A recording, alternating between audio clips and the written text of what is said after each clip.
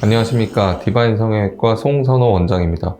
오늘은 안면 거상 수술의 역사에 대해서 말씀드리도록 하겠습니다. 안면 거상 수술은 페이스리프트라고 부르는데 얼굴을 당긴다는 뜻이죠. 근데 페이스리프트는 또 다른 이름으로 리티덱토미라고도 부릅니다. 리티덱토미는 고대 그리스어로 주름을 뜻하는 단어와 절제, 제거를 뜻하는 단어가 합쳐진 단어입니다. 수술 이름의 유래 자체가 주름을 제거하는 수술이라는 뜻이라는 말입니다. 지금 우리가 생각하는 안면 거상 수술은 리프팅, 당겨 올리는 수술로 생각을 하는데 예전 고대 시대 때는 의미가 조금 달랐다는 뜻이죠.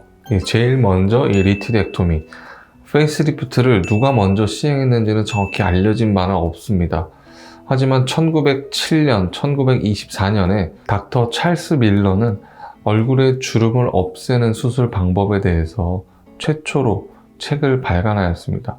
특히 1924년에 발간한 책에 따르면 주름을 없애는 부위와 디자인에 대해서 140여 개의 그림으로 설명하고 있습니다.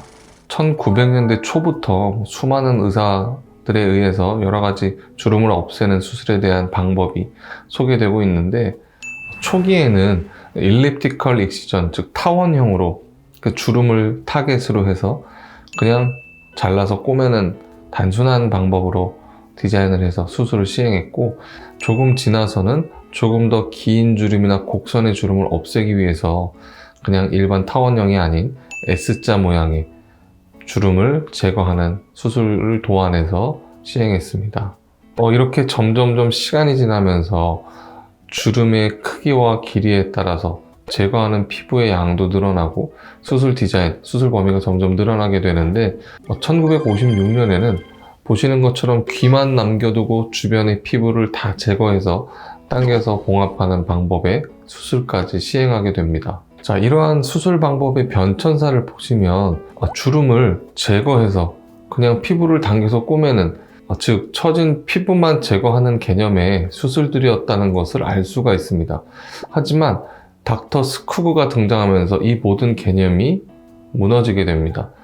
닥터 스쿠그는 처음으로 서브파셜 다이섹션, 즉 피부 안쪽에 여러 개의 층이 있고 그 층을 박리해서 안에서부터 당기면 훨씬 더 강하게 고정할 수 있다라는 개념을 소개하게 됩니다. 이 개념이 등장하게 되면서 절개선이 무조건 길고 피부를 무조건 많이 제거하는 것이 가장 효과적인 방법이 아니구나 라는 것을 의사들이 알게 됩니다. 그러면서 점점 제가 앞서 말씀드렸던 현대의 안면 거상 수술의 디자인과 비슷한 쪽으로 발전하게 됩니다. 예전에는 직접 주름을 자르고 제거했기 때문에 흉터가 많이 보이기도 하고 흉터가 아주 길었겠죠.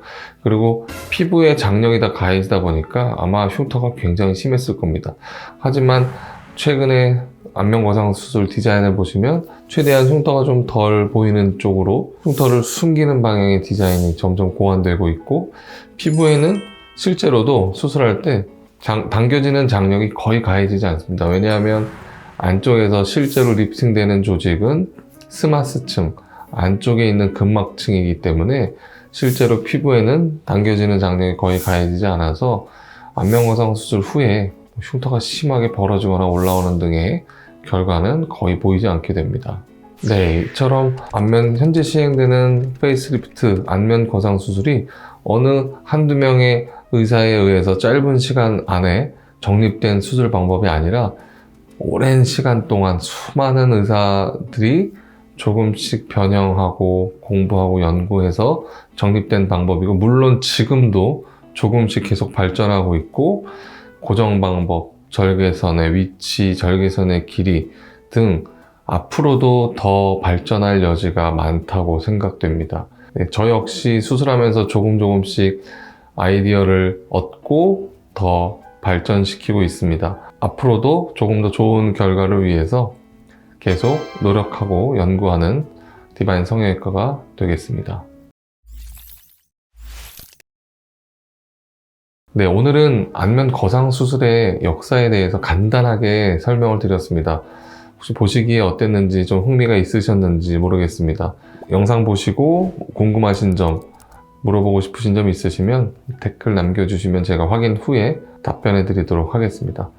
다음에는 조금 더 유익한 내용으로 찾아뵙도록 하겠습니다. 구독과 좋아요 부탁드립니다. 지금까지 디바인 성형외과 송선호 원장이었습니다. 감사합니다.